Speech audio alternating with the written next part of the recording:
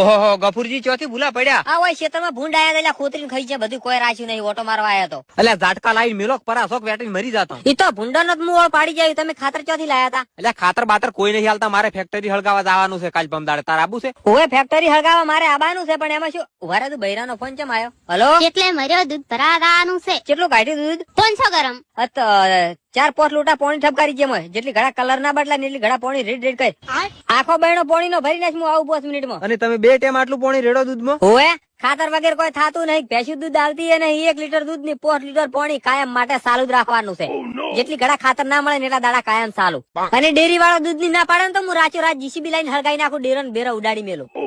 એવા મગજ નો હું. હાર હોડો, મારે પાણી ભરાવાનું મોડું થાય, ડેરી ખુલી છે, હું નીકળું. બેહોક ચા પીંદો તા. ચા નહીં પીવો, મારે પાણી ભરાવાનું મોડું થાય છે, હું નીકળું. આપણે દૂધ કેટલું કાઢ્યું? 3 લીટર. 20 લીટર પાણી ઠપકાર. અરે બાપ રે. એટલે તું બંધ થાય ને ડેરી વાળો કોઈ કહે ને તો હું કઈ છે 4 ભેંસું નવી લાવ્યો.